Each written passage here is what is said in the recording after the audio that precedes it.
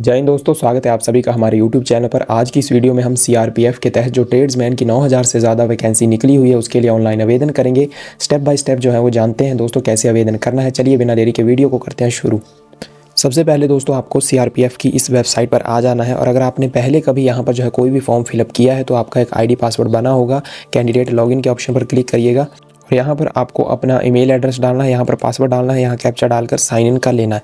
लेकिन अगर आप इस वेबसाइट पर पहली बार आ रहे हैं, पहली बार आवेदन करने के लिए आ रहे हैं तो आपको रजिस्टर के ऑप्शन पर क्लिक कर देना है। रजिस्टर के ऑप्शन पर जब आप आएंगे तो सबसे पहले यहाँ पर अपना नाम भरना है, उसके बाद अपनी ईमेल ID डाल देनी है और एक मोबाइल नंबर डाल देना है। यहाँ पर जनरेट OTP का ऑप्शन आएगा, इसे क्लिक करिएगा। जनरेट OTP के ऑप्शन पर जैसे ही आप क्लिक करेंगे आपके मोबाइल और ईमेल पर एक अलग अलग OTP जाएगा, उसको वेरीफाई कर दीजिएगा। जैसे ही आप वेरीफाई कर देंगे तो दोस्तों ये वाला पेज आपके सामने खुल जाएगा, इंस्ट्रक्शन वाला। तो यहाँ पर आपको नीचे जाकर क्लोज़ कर देना है और आपके सामने आएगा एप्लीकेशन हिस्ट्री का ऑप्शन। यहाँ पर अप्लाई न्यू एडवर्टीजमेंट पर क्लिक करिए। उसके बाद आपको यहाँ पर देखने को मिल जाएगी constable technical tradesman and pioneer recruitment 2026। Apply here पर क्लिक करिएगा अगर आपको आवेदन कर देना है जल्दी ही। सबसे पहले पर्सनल डिटेल्स का सेक्शन खुल जाएगा जिसमें आपका नाम, मोबाइल नंबर और ईमेल ID पहले से डली हुई होगी। आपको नीचे आना है।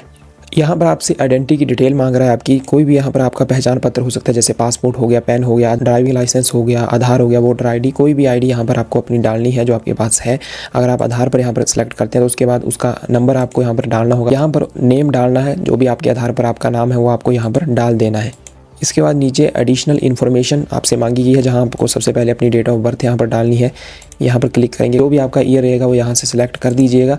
ईयर को सिलेक्ट करने के बाद यहाँ से जो है वो मंथ सेलेक्ट कर लीजिएगा, जो भी डेट है, तारीख है वो सिलेक्ट करिए। इसी तरह से आप डेट ऑफ बर्थ सेलेक्ट करेंगे, यहाँ अपने आप आ जाएगी। नेशनलिटी इंडियन ही रहेगी। यहाँ फादर का नेम डालिए, यहाँ मदर नेम डालिएगा। यहाँ पर आपको permanent identification mark on body जो भी है आपकी बॉडी के ऊपर वो यहाँ पर आपको डालना है, जो आप पहले ही डालते आ रहे होंगे। यहाँ पर जेंडर मेल या फीमेल सेलेक्ट करिएगा। मैरिटल स्टेटस यहाँ से आपको सेलेक्ट करना है, मैरिड अनमैरिड जो भी है। एडिशनल इन्फॉर्मेशन के बाद नीचे आ जाइएगा। यहाँ पर आपको डोमिसाइल डिटेल जाननी होगी, यानी आपके स्थायी निवासी प्रमाण पत्र के बारे में आपको बताना होगा। अगर आपके पास है तो यस करिएगा। उसके बाद यहाँ से आपको पूछ रहा है कि आप प्रवासित हुए अपने प्रदेश से कभी भी दूसरे प्रदेश में वहाँ पर जाकर रहने लग गए हैं, प्रवासित हो गए अपने स्थान से छोड़कर। अगर हुए तो यस करिएगा, अगर नहीं हुए हैं तो भाई नो कर देना है। उसके बाद यहाँ पर स्टेट बतानी है आपको, जो सर्टिफिकेट बना है डोमिसाइल सर्टिफिकेट वो किस स्टेट का बना है वो यहाँ से आपको सिलेक्ट कर देना है। उसी स्टेट में जो डिस्ट्रिक्ट रहेगी वो सिलेक्ट करिएगा और यहाँ पर जो है आपकी जो सर्टिफिकेट होगा उसका नंबर डाल देना है। उसके बाद यहाँ पर कैटेगरी के बारे में बात हो रही है, आपका जो रिलीजन है, धर्म, वो आपको बता देना है इनमें से। उसके बाद कैटेगरी आपकी किस कैटेगरी में आप आते हैं, unreserved, ST, SC, OBC, EWS जिसमें भी आते हैं। यहाँ पर कैटेगरी में दोस्तों अगर आप अनरिजर्व में आते हैं तो कोई दिक्कत वाली बात नहीं है, लेकिन अगर आप ST, SC, OBC या EWS में किसी में भी आते हैं तो फिर यहाँ पर आपको सर्टिफिकेट का नंबर डालना पड़ेगा। किस स्टेट से वो इशू किया गया है वो बताइएगा, किस डिस्ट्रिक्ट से हुआ है और साथ ही यहाँ पर किसके द्वारा वो इशू किया गया है, जारी किया गया है वो बता दीजिए और कब वो सर्टिफिकेट जारी हुआ था वो यहाँ पर डेट आपको डालनी होगी। नीचे आने के बाद यहाँ पर दोस्तों मोड ऑफ रिक्रूटमेंट देखने को मिलता है। अगर आप एक्स सर्विसमैन है तो यहाँ पर क्लिक करिएगा। उसके बाद पूरी डिटेल डालनी है, एक्स सर्विसमैन सर्टिफिकेट नंबर, यहाँ पर कब ज्वाइनिंग हुई है ना, डिस्चार्ज कब हुए, वो सारी सर्विस कुल सेवा कितने वर्ष की आपकी रही है, डिटेल से बताना होगा अपनी डिटेल एक्स सर्विसमैन के तहत। लेकिन अगर ऐसे आप अप्लाई कर रहे हैं तो डायरेक्ट एंट्री के तहत कर देंगे, यहाँ पर नो ही रहेगा। यहाँ पूछ रहा है कि आपके खिलाफ कोई आपराधिक मामला है तो यस करिएगा, अगर नहीं है तो नो कर देंगे। उसके बाद 1984 के दंगों में मारे गए पीड़ितों के बच्चे या आश्रित लोगों में आप आते हैं तो यस करिएगा, अगर नहीं आते हैं तो यहाँ पर नो कर देनी है। ओके। उसके बाद पूछ रहा है do you have any achievement in sports, के आपके पास कोई मतलब खेल में कोई उपलब्धि है तो यस करिए और उसके बारे में डिटेल से बताइएगा, अगर नहीं है तो नो कर दीजिए। नीचे आने पर यहाँ पर पोस्ट सिलेक्शन की बात हो रही है। यहाँ पर अलग अलग ट्रेड हमें देखने को मिलते हैं, बहुत से ऑप्शन है। तो जिस भी ट्रेड के लिए आप अप्लाई करना चाहते हैं उस ट्रेड को यहाँ से सिलेक्ट कर देंगे। याद रखिएगा उस ट्रेड में आपके पास जो है उस ट्रेड का सर्टिफिकेट तो होना चाहिए, साथ ही एक्सपीरियंस भी होना चाहिए। जैसे यहाँ पे सारी डिटेल दोस्तों फिल कर देंगे, पर्सनल डिटेल, उसके बाद नीचे आ जाना और सेव एंड नेक्स्ट पर क्लिक कर देना है। अभी आपको यहाँ पर अपना एड्रेस भरना होगा, परमानेंट एड्रेस। देखिए इस वाले सेक्शन में दोस्तों आपका जो भी एड्रेस है, जैसे विलेज हो गया, पोस्ट ऑफिस हो गया, तहसील हो गया, डिस्ट्रिक्ट हो गया, स्टेट हो गया, वो सारा एक एक करके आपको यहाँ पर एक सीक्वेंस में भर देना है यहाँ पर ऊपर। उसके बाद यहाँ अपना पिन डालिएगा, यहाँ किस स्टेट से आप आते हैं वो आपको सिलेक्ट करना है और उसके बाद उस स्टेट में किस डिस्ट्रिक्ट से आप बिलोंग करते हैं वो भी यहाँ पर सिलेक्ट कर देना है। अपने विलेज का नाम बताइएगा, नियरेस्ट पुलिस स्टेशन आपका क्या है वो यहाँ पर डालना है। उसके बाद पोस्ट ऑफिस डाल देना है और तहसील का नाम यहाँ पर डाल देंगे। नीचे आने पर यहाँ पर कॉरस्पॉन्डेंस एड्रेस देखने को मिलता है। अगर आपका परमानेंट एड्रेस जो है वो कॉरस्पॉन्डेंस एड्रेस दोनों ही सेम है, ठीक है, तो सेम एज़ परमानेंट एड्रेस पर क्लिक करेंगे। जो आप ऊपर डिटेल डालेंगे वही नीचे ऑटो फिल होकर आ जाएगी।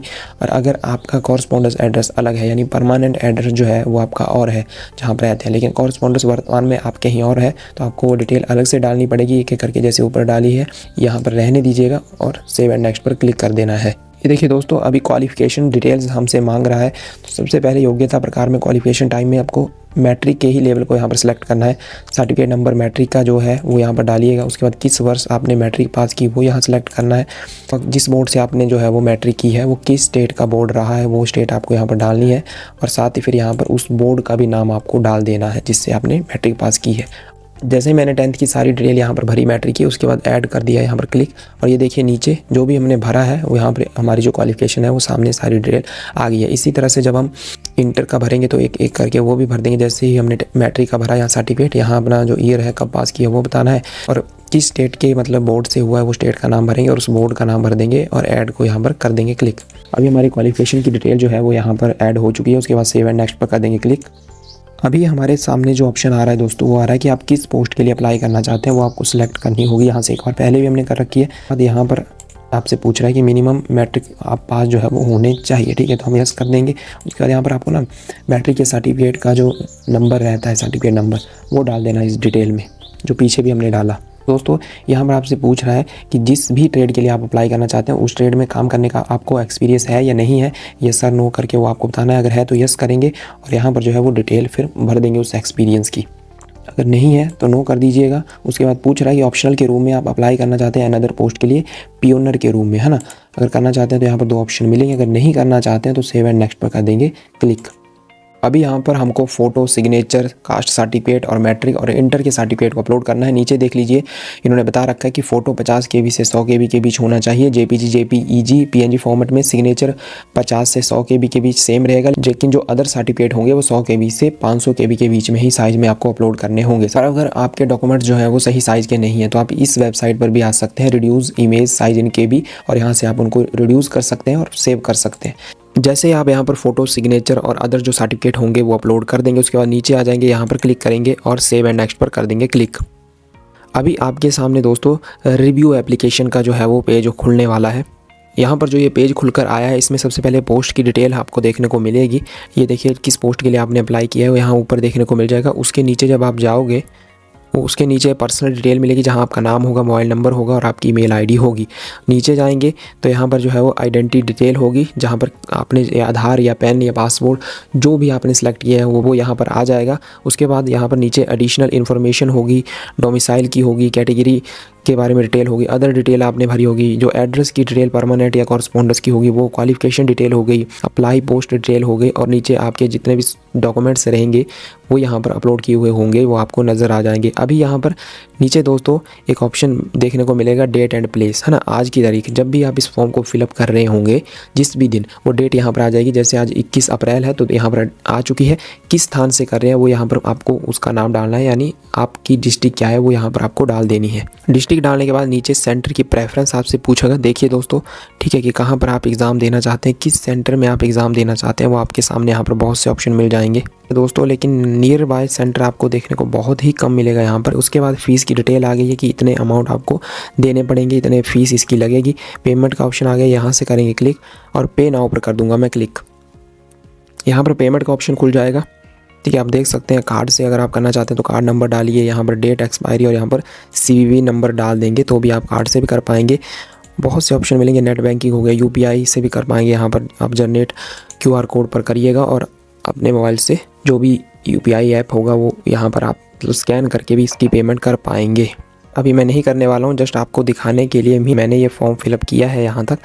अगर आप SC ST कैटेगरी में आते हैं या आप फीमेल हैं तो आपकी कोई भी फ़ीस इसमें आवेदन की नहीं लगने वाली है। तो जब आप डैशबोर्ड पर जाएंगे तो यहाँ पर एप्लीकेशन हिस्ट्री देखिए, ये देखने को मिल रही है आपके सामने जो मैंने यहाँ पर फिलअप किया है। लेकिन पेमेंट स्टेटस जो है पेंडिंग बता रहा है, मतलब मैंने अभी पेमेंट नहीं की है।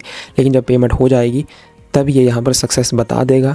मैं यहीं से ही एप्लीकेशन हिस्ट्री पर यहीं पर आएंगे आप डैशबोर्ड पर, और यहीं से ही इनमें से ही कोई यही ऑप्शन होगा एक जहाँ आप क्लिक करेंगे और उस PDF को जो आपने फॉर्म फिलअप किया है उसको डाउनलोड आसानी से कर पाएंगे। तो ये थी दोस्तों आज की वीडियो, जिसमें हमने जाना कि कैसे हम CRPF केंद्रीय रिजर्व पुलिस बल के जो फॉर्म फिलअप हो रहे हैं उनको अभी हम आसानी से कर सकते हैं। घर बैठे आप मोबाइल से भी कर सकते हैं, कोई इसमें ऐसा नहीं है कि आपको कंप्यूटर ही चाहिए, लैपटॉप ही चाहिए।